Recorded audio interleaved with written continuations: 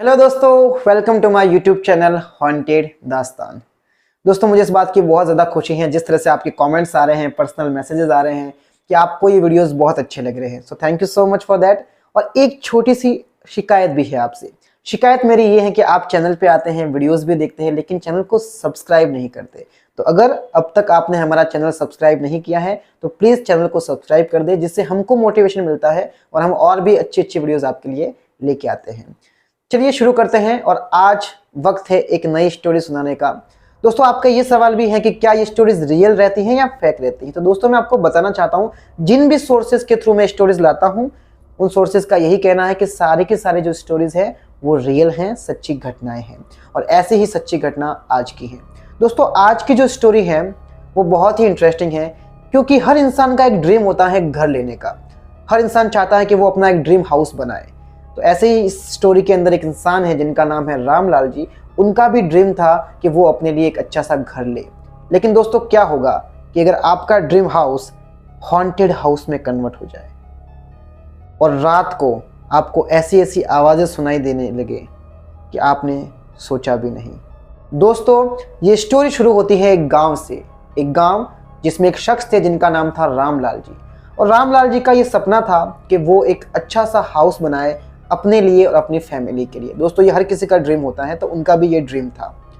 और हमेशा से वो ये तलाश कर रहे थे कि उनको एक ऐसा घर मिले जहाँ पर ज़्यादा लोग ना हो, ज़्यादा भीड़ भाड़ वाला इलाका ना हो, क्योंकि उनको शांति से जीना था।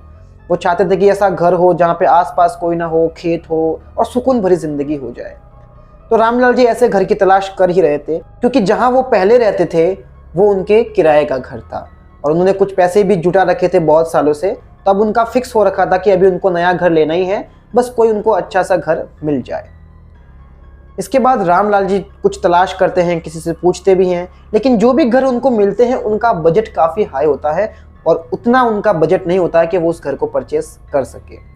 फाइनली एक दिन रामलाल जी किसी की शादी में जाते हैं और शादी में जाके उनकी वहाँ 3 से 4 लोगों से मुलाकात होती है जो उस गाँव के ही होते हैं। और उस गाँव के अंदर एक और शख्स होते हैं जो बाहर से आए हुए होते हैं, यानी कि वो होते तो गांव के ही है लेकिन उनका रहना बाहर होता है।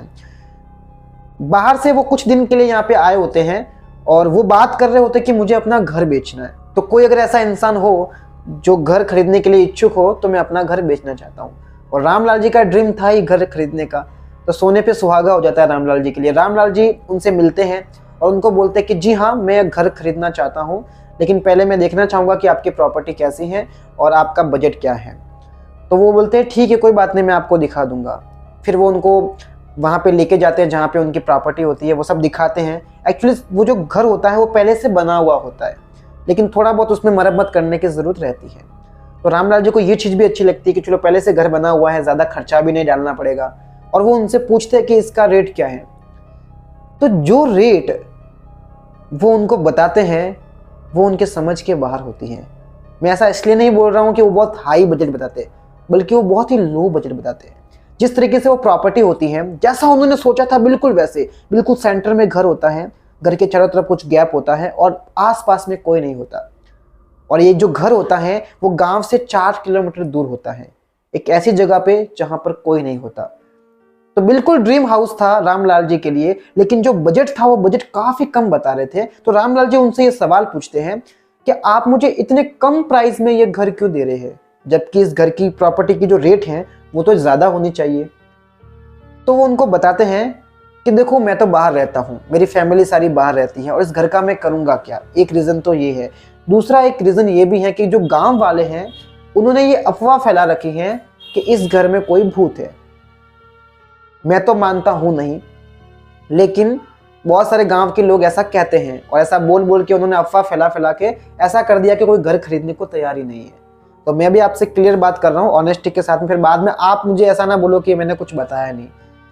तो फिर रामलाल जी उनको पूछते कि क्या आप इस घर में रुके हो। तो वो कहते हैं कि हाँ, मैं जब भी आता हूँ यहाँ पे 2 दिन 3 दिन 4 दिन में यहाँ पे रुकता हूँ और मुझे तो ऐसे कोई प्रॉब्लम नजर नहीं आती है। आप चाहो तो आप भी एक बार घर में विजिट कर लीजिए, घर देख लीजिए, आपको लगता है सही तो आप खरीदिए, आपको नहीं लगता है तो मत खरीदिएगा। फिर रामलाल जी ने सोचा कि चलो ये बात भी अच्छी कह रहे हैं, देखने में कोई बुराई नहीं है। फिर रामलाल जी अपनी एक वाइफ के साथ में वो जाते हैं घर को देखने के लिए। तो पहले एंटर करते हैं, गेट होता है बहुत बड़ा, गेट के अंदर एंटर करते हैं और एंटर करने के बाद में बिल्कुल सेंटर में वो घर बना हुआ होता है। वो जैसे उसके अंदर एंटर करते हैं तो उनको सब कुछ सही लगता है, ऐसा उनको फील नहीं होता है कि यहाँ पे कुछ दिक्कत है या कुछ भी है, सब कुछ बढ़िया लगता है। लेकिन हाँ, ये ज़रूर होता है कि उस घर को मरम्मत करने की ज़रूरत थी, क्योंकि उस घर में जहाँ पे देखेंगे तो आपको बहुत सारा टूटा फूटी चीज़ें दिखेगी, क्योंकि वो घर बहुत पुराना था। तो रामलाल जी की वाइफ उनको कहती है कि क्या करना है, अब घर खरीदना है या नहीं खरीदना है। तो रामलाल जी सोचते हैं देखो ऐसा करते हैं, मरम्मत करने की ज़रूरत है लेकिन हमारे पास इतना पैसा नहीं है, हमारे पास इतना ही बजट है कि हम ये घर और ये प्रॉपर्टी खरीद सके, लेकिन एक्स्ट्रा खर्चा डालने के लिए हमारे पास पैसा नहीं है। तो हम क्या करेंगे, 6-7 महीने तो एक बार इसी टूटे फूटे घर में रह लेंगे, लेकिन जैसे ही हमारे पास थोड़ा और पैसा इकट्ठा होगा तो हम उसकी मरम्मत करवा लेंगे। तब तक हम 6-7 महीने इसी घर में रह लेंगे और मेरा विचार बन रहा है कि मैं इस घर को ले लूँ, क्योंकि बिल्कुल ऐसा ही घर है जैसा मैंने सोचा था। उसके बाद वो अपनी वाइफ से बात करके अपने घर पे जाते हैं जहाँ पर वो किराए के घर में रहते थे, और अपने बच्चों से बात करते हैं। उनके 2 बच्चे होते हैं, जिसमें एक उनकी लड़की होती है जो थोड़ी सी बड़ी होती है, 15-16 साल की, और एक छोटा सा उनका लड़का भी होता है जो 3 साल का होता है, और उस लड़के का नाम होता है सोम। तो यहाँ पर जो सोम है वो स्टोरी के अंदर मेन कैरेक्टर है दोस्तों। कैसे, वो आपको जैसे जैसे स्टोरी आगे बढ़ेगी आपको पता चलेगा। वो अपने घर पे जाते हैं, घर पे दोनों को बच्चों से बात करते हैं कि हम नया घर खरीद रहे हैं, तो दोनों बच्चे बहुत ज़्यादा एक्साइटेड हो जाते हैं। आप भी सोचिए ना दोस्तों, अगर आपके फैमिली वाले कोई नया घर खरीद रहे हैं और आपको ये भी बता रहे हैं कि घर बहुत बड़ा है, बहुत बड़ी प्रॉपर्टी है, तो आप बहुत ज़्यादा एक्साइट हो जाओगे कि वाह नए घर में जाएंगे। तो दोनों बच्चे बहुत ज़्यादा एक्साइटेड थे, तो वो अपने पापा से बोलते कि पापा हमको भी लेके चलो ना, हमको भी देखना अपना नया घर। तो वो उनको कहते हैं कि बेटा अभी नहीं, अभी तो सिर्फ मैं बात करके आया हूँ, कुछ दिन के बाद में डील साइन हो जाएगी और जो प्रॉपर्टी के पेपर वगैरह हैं वो मेरे पास आ जाएंगे, फिर हम जाएंगे उस घर में रहने के लिए। फिर दोस्तों ऐसा ही होता है, कुछ दिन के बाद में रामलाल जी उनके पास जाते हैं, उनसे प्रॉपर्टी खरीद लेते हैं और जो प्रॉपर्टी के कागज़ वगैरह होते हैं वो अपने नाम करवा लेते हैं। अब वो वक्त आता है जब उनकी फैमिली को वहाँ जाना था और वहाँ पर रहना था, लेकिन एक जो बात थी वो रामलाल जी को बहुत खटक रही थी। वो ये थी कि गांव वालों ने ये कहा था कि उस घर के अंदर कोई भूत प्रेत है। इसलिए वो अपने वाइफ से भी इस बारे में डिस्कस करते हैं। उनकी वाइफ कहती है कि काम करते हैं ना, जैसे ही हम गृह प्रवेश करेंगे तो वहां पर हम हवन करवा लेंगे, जब हम हवन करवाएंगे तो कोई ऐसी बला वगैरह होगी तो वैसे भी निकल जाएगी, तो ये कर लेंगे हम। रामलाल जी को भी ये सुझाव बहुत अच्छा लगता है और वो दिन आता है जब वो गृह प्रवेश करने जा रहे होते हैं। तो दोस्तों वो गेट खोलते हैं, गेट के बाद घर के अंदर एंटर करते हैं और उनके साथ में पंडित जी को भी लेके आते हैं जो सब हवन की सामग्री वगैरह लेके आए होते हैं, और वहाँ बैठते हैं और वो हवन शुरू हो जाता है। दोस्तों वो हवन तो शुरू होता है, लेकिन एक अजीबोगरीब चीज़ होती है वहाँ पे। मोस्टली दोस्तों ये होता है कि जब भी कोई हवन होता है, अगर घर में कोई हवन हो रहा है तो हवन के टाइम पर जो हवन का जो धुआं होता है वो धुआं पूरे घर के अंदर फैलता है, और पूरे घर के अंदर फैलेगा तो सीधी सी बात है वो पूरा घर जो है वो प्योरीफाई हो जाएगा उस चीज़ से। लेकिन जब वो हवन कर रहे थे तो उनके हवन का जो धुआं था वो अंदर ना जाकर बाहर की ओर जा रहा था, यानी कि पीछे की जो खिड़कियां थी और जो गेट था वहीं से होके वो धुआं बाहर आ रहा था। ये बात कुछ समझ नहीं आती है, ना रामलाल जी को समझ में आती है, ना उनकी वाइफ को, ना किसी और को, बट वो इग्नोर करते हैं कि चलो कोई ना, हवा वगैरह चल रही होगी, होता है, बट हमने हवन तो चलो कंप्लीट करना है और कंप्लीट करने के बाद सब कुछ ठीक हो जाएगा, ऐसा कोई प्रॉब्लम होगा तो। उसके बाद में दोस्तों हवन भी हो जाता है, वो वहाँ पे रहने भी लग जाते हैं और 1-2 दिन तक तो सब कुछ बहुत बढ़िया चलता है। ऐसा लगता है कि इससे बढ़िया घर तो हो ही नहीं सकता। बढ़िया सा ग्राउंड है बाहर और बहुत ही बढ़िया घर भी, मतलब बहुत बड़ा घर था, लगभग 2 या 3 मंजिल का वो घर था, तो सब कुछ सबको अच्छा लगता है। लेकिन दोस्तों 2 दिन के बाद तीसरे दिन एक ऐसी चीज होती है जो किसी ने सोची नहीं होती। रामलाल जी को किसी काम से बाहर जाना था, किसी दूसरे गांव, और उनको अपनी वाइफ के साथ जाना था। तो वो अपनी वाइफ को बोलते कि मुझे गांव जाना है और तुम्हारी भी नीड है वहाँ पे, तो हम दोनों को कहीं जाना है तो हम चलते हैं। तो जो वाइफ होती है रामलाल जी की, वो अपनी बेटी को बोलते हैं कि देख बेटा, अपने घर में छोटा सा बच्चा है सोम, और वो मस्तियाँ करता रहता है ना, नादानियाँ करता रहता है। तो तू बड़ी लड़की है और तू समझदार भी है, तो उस बच्चे का ध्यान रखना, कहीं वो इधर उधर जाए नहीं, कहीं गिरे नहीं। तो ये रिस्पॉन्सिबिलिटी पूरी तेरी है कि तू उस सोम का ध्यान रखे। तो बोलती है मम्मा आप टेंशन मत लो, सोम का मैं ध्यान रखूंगी, खुद का भी ध्यान रखूंगी, आप बिंदास जाओ, आराम से आ जाना। तो वो भी निश्चिंत होकर वहां से चले जाते हैं। अब उस घर में सिर्फ सोम और सोम की बड़ी बहन, उसका भी आपको नाम भी बता देता हूँ, उसका नाम होता है पूजा। तो उस घर में सोम और पूजा सिर्फ दो ही थे। पूजा नीचे अपना कुछ काम कर रही होती हैं और सोम बोलते हैं कि दीदी दीदी मैं ऊपर थोड़ा खेल के आता हूँ। तो पूजा उसको बोलती है कि नहीं, मम्मी ने मेरे को बोला तेरा ध्यान रखने के लिए, तो ऊपर मत जा, इधर ही बैठ। सोम बोला नहीं दीदी प्लीज प्लीज मुझे जाना है। और जब वो इतने रिक्वेस्ट करता है तो वो बोलती है कि ठीक है चला जा, लेकिन ध्यान रखना गिरना मत। तो सोम उसके बाद में ऊपर छत पे चला जाता है खेलने के लिए। कुछ देर के बाद में जब उसको ऐसा फील होता है कि सोम की आवाज नहीं आ रही है, तो वो सोम को आवाज लगाती है और नीचे बैठे बैठे चिल्ला के बोलती है कि सोम कहाँ है तू। और उसी टाइम पे अचानक उस घर में से आवाज आती है, हाँ आ रहा हूं।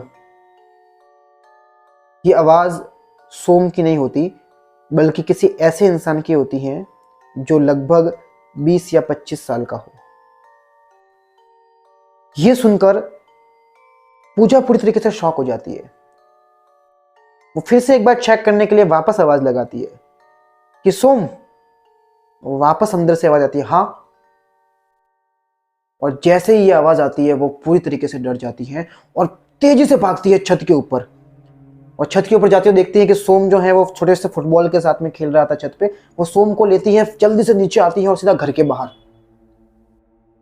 और वो तब तक घर के अंदर नहीं जाती जब तक उसके पेरेंट्स नहीं आते।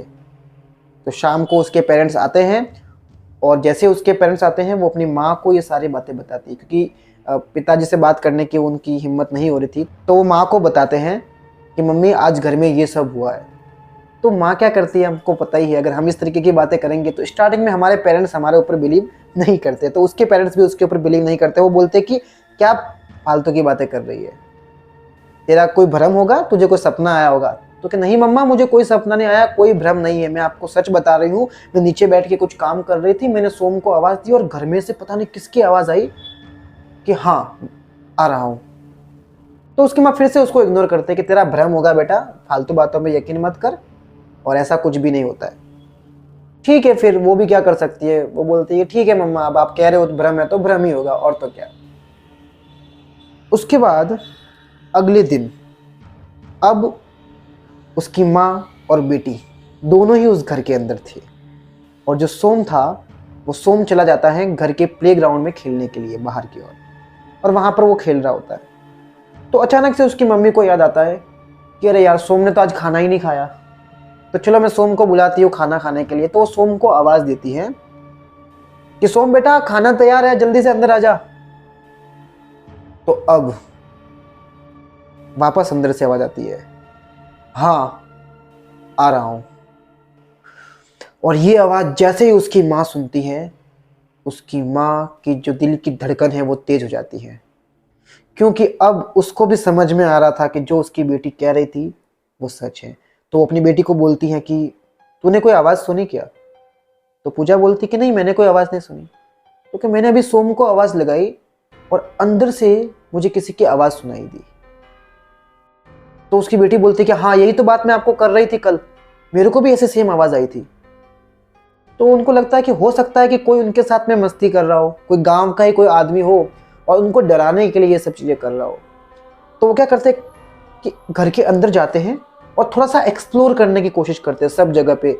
मतलब वो बाथरूम में भी चेक करते हैं, किचन में चेक करते हैं, यहाँ तक कि जितने घर में रूम होते हैं सब चेक करते हैं कि कहीं पे कोई है क्या नहीं, लेकिन उनको कोई नहीं मिलता वहाँ पे। और वो फिर से टेंशन में आते हैं कि ये क्या बात हो रही है। वो वापस नीचे आते हैं और एक बार वापस चेक करने के लिए फिर से आवाज़ लगाते हैं कि सोम, और अंदर से आवाज़ आती है हाँ।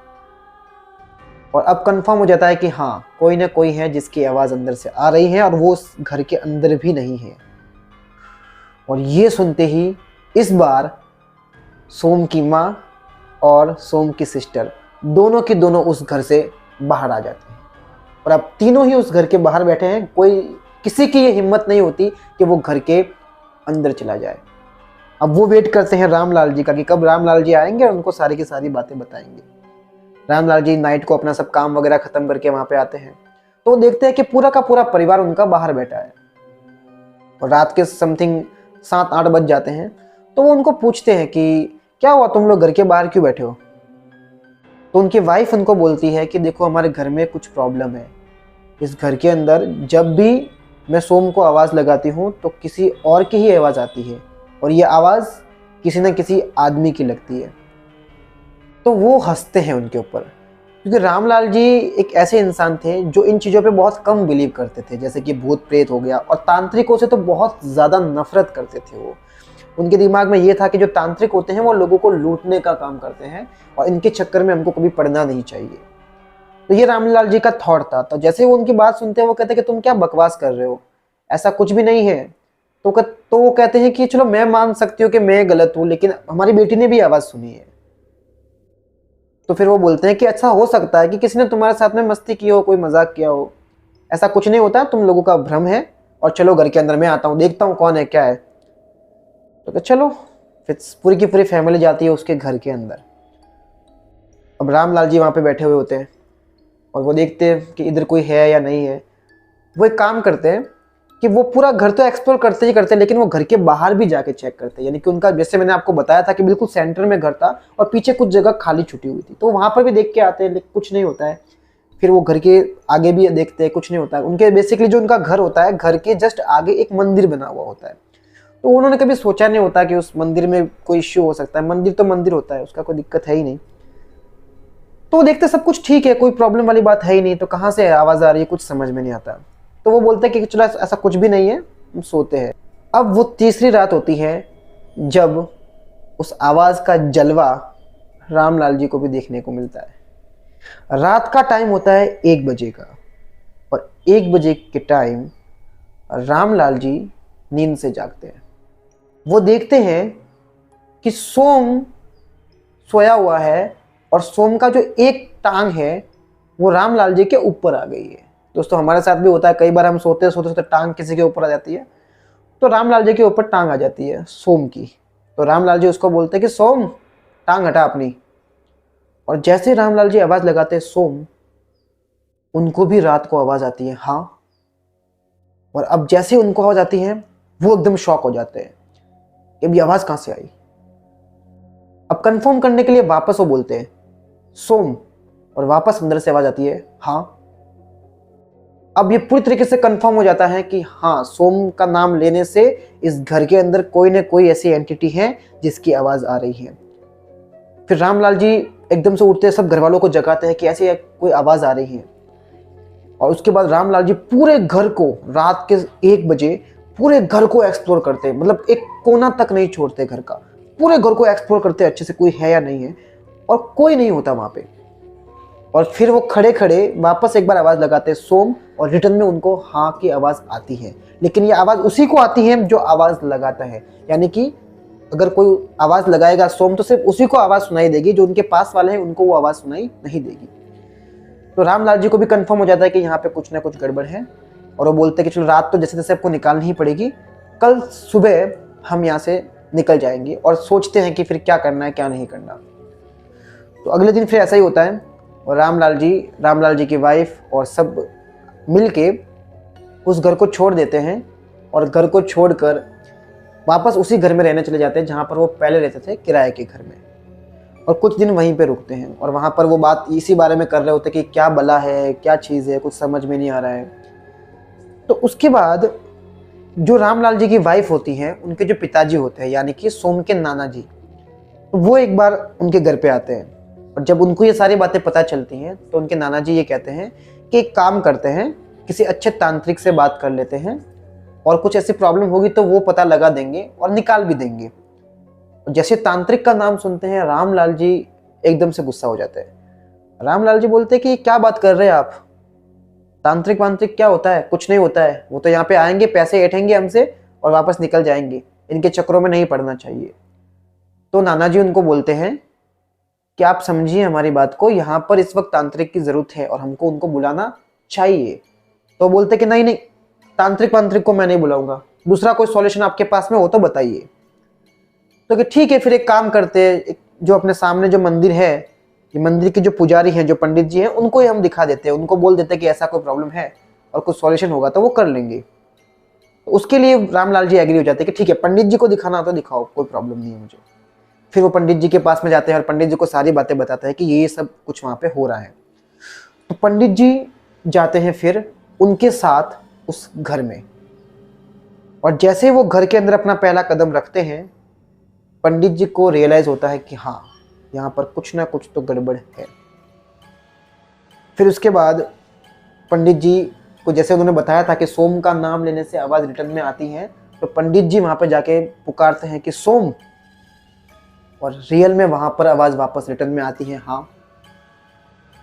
और ये सुनने के बाद कंफर्म हो जाता है कि यहाँ पे डेफिनेटली कोई ना कोई एंटिटी है, लेकिन पंडित जी की बस की बात नहीं होती कि वो इस चीज़ को दूर कर सके। तो पंडित जी उनको बोलते हैं कि देखो, मैं इतना कर सकता हूँ, मैंने इतना पता लगा दिया कि हाँ डेफिनेटली यहाँ पे कोई ना कोई है, कोई बुरी शक्ति है, कोई बुरी आत्मा है, लेकिन इसको दूर करना मेरे बस की बात नहीं है। लेकिन मैं ऐसे इंसान को जानता हूँ जिनके पास अगर आप जाओगे तो वो इस चीज़ को दूर कर देगा। तो फिर रामलाल जी बोलते हैं कि बोलो कौन है। तो पंडित जी उनको बोलते हैं कि एक तांत्रिक है, जो हमारे गांव से 2 किलोमीटर दूर एक जगह है, वहाँ पर रहते हैं, तो मैं उनको जानता हूँ, वो आके आपको सॉल्यूशन दे देंगे। तो तांत्रिक की बात सुन के तो रामलाल जी फिर से भड़कते हैं कि नहीं, तांत्रिक तो चाहिए ही नहीं। लेकिन बार बार वो रिक्वेस्ट करते हैं कि देखो, आपको उनको बुलाना ही पड़ेगा, दूसरा आपके पास सॉल्यूशन नहीं है। और बड़ी मुश्किल से फिर उसके बाद वो घर भी जाते हैं, घर पे उनके घर वाले भी उनको मनाते हैं, नाना जी भी उनको बहुत बोलते हैं, फैमिली वाले भी बोलते हैं। तो आखिरकार हार कर रामलाल जी एग्री हो जाते हैं कि चलो ठीक है, वो तांत्रिक से मिल लेंगे, क्या है कौन है पहचान लेंगे। फिर वो तांत्रिक से बात करते हैं, वो तांत्रिक उनके घर पे आते हैं, किराए वाले घर पे आते हैं पहले मिलने के लिए, और उनसे सब बात जानते हैं कि आखिर बात क्या है। तो वो सारी की सारी बातें उनको बताते हैं कि सब ये चीज़ें हैं और ऐसा ऐसा कुछ उस घर में हो रहा है। तांत्रिक बोलता है ठीक है, चलो उस घर में जाते हैं, देखते हैं, चेक करते हैं क्या है और क्या नहीं है। तो रामलाल जी बोलते देखो, मैं तो बार बार जाके वहाँ पे थक गया हूँ, मुझे तो वहाँ पे आना नहीं है, आप इनको लेके जाइए। जो नाना जी होते हैं उनका बोलते हैं कि आप इनको लेके जाइए।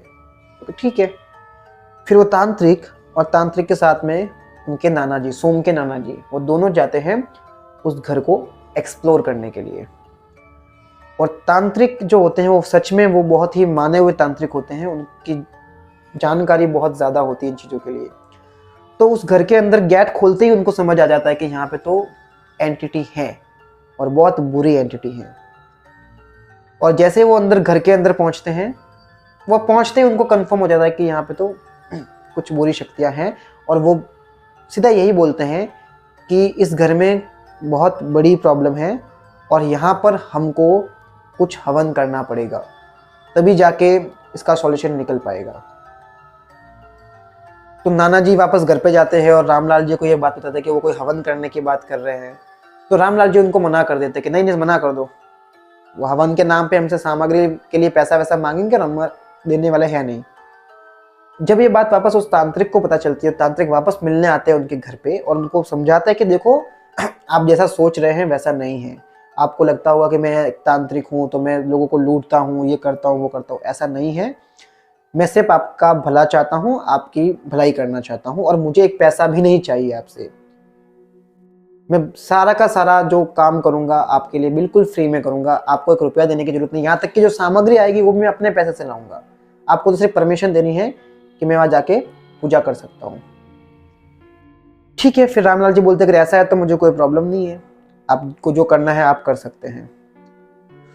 तो फिर वो जो तांत्रिक होते हैं वो वहाँ जाते हैं और वहाँ पर पूजा करते हैं, और पूजा करने के बाद जब वो ध्यान में बैठते हैं और जो भी अपनी क्रिया होती है, जो साधना होती है वो करते हैं। साधना करने के बाद उनको ये पता चलता है कि इस घर के अंदर सोम नाम से कोई इंसान था जो पहले यहाँ पे मर चुका था, और उसी की बुरी आत्मा यहाँ पर है।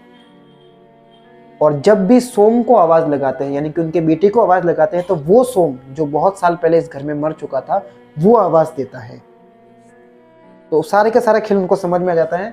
लेकिन अब उसको कैसे दूर किया जाए, कैसे उसका सॉल्यूशन निकाला जाए, उसके लिए जो तांत्रिक थे उनको एक बड़ी विधि करने की जरूरत थी। और वो बिना परमिशन के पॉसिबल नहीं थी। तो वो जाते हैं वापस रामलाल जी से मिलने के लिए और बोलते हैं कि देखो रामलाल जी, मैंने ये तो पता लगा दिया कि यहाँ पे एक सोमनाथ नाम से कोई आदमी है जिसकी बुरी शक्ति है यहाँ पे, लेकिन उसको दूर करने के लिए मुझे आपसे एक परमिशन चाहिए, और परमिशन के साथ साथ में आपका जो बेटा है सोम, इसकी मुझे ज़रूरत पड़ेगी वहाँ पे। तो ये सुनते रामलाल जी एकदम डर जाते हैं। रामलाल जी बोलते क्यों, मेरा बेटा क्यों? आपको जो करना है, मैंने परमिशन दे दी, आपको जो करना है वो करो, लेकिन मैं अपने बेटे को वहाँ नहीं भेजूंगा। तो तांत्रिक बोलते हैं कि देखो आपके बेटे की रेस्पॉन्सिबिलिटी मैं लेता हूँ, उसको कुछ नहीं होगा, आप तो बस उसको भेजिए मेरे साथ में। लेकिन वो पूरी तरीके से मना करते हैं कि नहीं नहीं, आपको जो करना है वो करो, मैं अपने बेटे को नहीं भेजूंगा। और जब वो इतना बोलते थे फिर तांत्रिक बोलते ठीक है कोई बात नहीं, आप मत भेजिए, मैं दूसरा कोई सॉल्यूशन इसका निकाल दूंगा। उसके बाद जो तांत्रिक होते हैं वो अपना जो भी प्लान होता है वो सब डिसाइड कर लेते हैं कि हाँ ऐसा कुछ करना है, ऐसा तंत्र मंत्र करने हैं और ऐसा कुछ सॉल्यूशन निकालते हैं। अब वापस वो रामलाल जी के घर पे आते हैं और उनको बोलते हैं कि देखो रामलाल जी, आपको आज तक बिलीव नहीं था ना कि ये सब चीज़ें क्या होती हैं, तांत्रिक तो लूटते हैं और ये आत्मा क्या होती हैं, भूत क्या होती है। आपसे मेरी गुजारिश है, आज मैं और मेरे साथ मेरे 2 शिष्य हैं, दीपक और राहुल, उन दोनों को लेके मैं जा रहा हूँ उस घर में और मैं वहाँ पर कुछ विद्या करने वाला हूँ। मैं ये नहीं कहता कि आप उस घर के अंदर आइए, लेकिन आप घर के बाहर रुकिएगा, लेकिन देखिएगा ज़रूर कि वहाँ पर क्या हो रहा है। तो फिर उसके बाद रामलाल जी फाइनली मान जाता है कि चलो ठीक है, आ जाते हैं हम। अब तांत्रिक, उसके साथ उसके 2 शिष्य और साथ में रामलाल जी और नाना जी, वो सब निकल पड़ते हैं उस घर पे उस विधि को करने के लिए। और जैसा कि उन्होंने कहा था, रामलाल जी और नाना जी को बाहर ही रोक देते हैं और उस घर के अंदर जाते हैं तांत्रिक, और तांत्रिक के साथ उनके 2 शिष्य राहुल और दीपक। अब वो अपना जो भी सामान होता है वो सामान वगैरह वहाँ पे लगाते हैं, जो भी अपना क्रॉस वगैरह जो करना होता है वो करते हैं, और उसके बाद में वो अपने मंत्र पढ़ना शुरू करते हैं। थोड़ी देर वो मंत्र पढ़ते हैं और मंत्र पढ़ने के बाद में वो दीपक को बोलते हैं कि दीपक, तुम जाके गेट के पास खड़े हो जाओ ताकि इस घर के अंदर कोई दूसरा ना आ सके। और राहुल को बोलते हैं कि देखो राहुल, वो एक सर्कल बना हुआ है, तुमको जाके उस सर्कल में बैठना है। अब वो उनके ही शिष्य थे तो उनको कोई इतना डर भी नहीं होता है, तो राहुल जो होता है वो उस सर्कल में जाके बैठ जाता है, और जो दीपक होता है वो बाहर खड़ा रहता है गेट पर ध्यान रखने के लिए। और वो तांत्रिक अपनी जगह पे बैठकर कुछ मंत्र जाप करता है, और थोड़ी देर के अंदर जो राहुल होता है उस राहुल की बॉडी के अंदर वाइब्रेशन स्टार्ट हो जाते हैं। और जैसे ही वाइब्रेशंस ख़त्म होते हैं वो आँख खोलता है, और आँख खोलने के बाद में उस तांत्रिक से बात करता है कि बोलो क्यों बुलाया मेरे को। तो तांत्रिक बोलता है कि तेरा नाम सोमनाथ है? तो बोलता है कि हाँ मेरा नाम सोमनाथ है। तो उसको बोलते हैं कि तू ही है क्या जो इस घर में इन फैमिली को परेशान करता है? तो सोमनाथ बोलता है कि मैं इनको कोई परेशान नहीं कर रहा, मैं इस घर में बहुत टाइम से रह रहा हूँ और ये मेरे घर में आए हैं, लेकिन मैं इनको परेशान नहीं कर रहा हूँ। तो वो उसको पूछते हैं सोमनाथ को, तो तू यहाँ पे क्यों है इस घर के अंदर? तो चला जा, तुझे मुक्ति नहीं मिली क्या? सोमनाथ बोलता है मुझे मुक्ति तो मिल सकती है, लेकिन मेरे जीने का एक मकसद है, और जब तक वो मकसद पूरा नहीं हो जाता मैं यहाँ से कहीं भी नहीं जाऊंगा। तो उसको पूछते कि क्या है तेरा मकसद, लेकिन वो बताता नहीं है। उसको बहुत कोशिश करते हैं लेकिन वो नहीं बताता कि क्या मकसद है। फिर उसके बाद थोड़ी देर और उसको प्रेशर करने के बाद में वो बोलता है कि मुझे यहाँ पर किसी और आत्मा ने कैद कर रखा है। और जैसे ही वो ये बोलते हैं उस तांत्रिक को लगता कि यहाँ पर इसके अलावा दूसरी भी कोई एंटिटी है। फिर वापस वो अपने मंत्र उच्चारण करते हैं, और उसके बाद जो राहुल था, राहुल की बॉडी वापस नॉर्मल हो जाती है। फिर वो दीपक को बोलता है कि दीपक अब तुम जाके उस सर्कल में बैठो और राहुल तुम गेट पे खड़े हो जाओ। फिर वो दीपक को बुलाता है और दीपक को उस सर्कल में बिठा देते हैं। उसके बाद वापस वो मंत्र जाप करते हैं, और मंत्र जाप करने के बाद वापस दीपक की बॉडी में अब वाइब्रेशंस होते हैं और दीपक की बॉडी के अंदर कोई आता है, और इस बार वापस सोमनाथ ही आता है। और सोमनाथ को बोलते हैं कि तूने तो कहा था ना कि कोई और है, तो वो आ क्यों नहीं रहे। तो सोम बोलते हैं कि जो भी दूसरी एंटिटी है वो बहुत पावरफुल है, इसलिए मैं आया हूँ, तब बोलिए क्या करना है। तो बोलते हैं कि नहीं, मुझे तेरी ज़रूरत नहीं है, मुझे उस दूसरी एंटिटी की ज़रूरत है। और ऐसा कहने के बाद में वापस वो मंत्र जाप करते हैं और वापस जो दीपक था उसकी बॉडी नॉर्मल हो जाती है। वापस वो एक्सचेंज करते हैं, दीपक को वापस वहाँ खड़ा करते हैं और राहुल को वापस सर्कल में बैठाते हैं। तो यहाँ पर बाहर जो है वो रामलाल जी सब चीज़ देख रहे होते हैं। तो वो उनको बोलते हैं उस टाइम पे तांत्रिक को, क्या आप ऐसा क्यों कर रहे हो, कभी इसको बिठा रहे हो कभी इसको बिठा रहे हो, एक की बॉडी में लाओ ना जो भी करना है। तो तांत्रिक बोलते हैं कि नहीं, मैं ऐसा नहीं कर सकता, एक टाइम पे एक की बॉडी में एक ही एंटिटी को मैं ला सकता हूँ, अगर मैं कुछ एक्स्ट्रा करने जाऊंगा तो ये खतरा हो सकता है। फिर वापस वो मंत्र जाप करते हैं और राहुल की बॉडी में इस बार उस दूसरी एंटिटी की आत्मा आती है। और जैसे ही दूसरी एंटिटी की आत्मा आती है, वो जो आत्मा होती है वो भी एक तांत्रिक की ही होती है और वो बहुत बड़ा तांत्रिक होता है। तो जैसे वो तांत्रिक आता है, उसकी पावर इतनी ज़्यादा होती है कि राहुल अपनी बॉडी में उस पावर को झेल ही नहीं पाता। ऐसा लगता है कि वो अभी फट जाएगा। वो बहुत कोशिश करता है लेकिन उससे वो पावर कंट्रोल ही नहीं होती है। उसके बाद उसके अंदर से ही आवाज़ आती है, मतलब जो एंटिटी तांत्रिक की आई है वो तांत्रिक की ही आवाज़ आती है उसके अंदर से कि सुन, ये तेरे बस की बात नहीं है, ये मर जाएगा। मतलब जो राहुल के बॉडी में वो आया होता है उसके बारे में बात कर रहा होता है कि ये मर जाएगा और ये तेरे बस की बात नहीं है, तेरी जगह पे मुझे बैठने दे। तो उसके बाद में वो जगह शिफ्ट करते हैं और जो तांत्रिक होता है वो उसकी जगह पे बैठता है जहाँ पर वो पहले तांत्रिक बैठा हुआ था। अब राहुल थोड़ा बहुत नॉर्मल होता है। उसके बाद तांत्रिक उसको पूछता है कि पूछ, किस लिए बुलाया मेरे को, क्या काम है। तो वो उसको पूछते हैं कि क्या आपने यहाँ पे सोमनाथ की आत्मा को कैद करके रखा हुआ है। तो कहता है कि हाँ, मैंने कैद करके रखा हुआ है। तो क्यों कैद कर रखा है।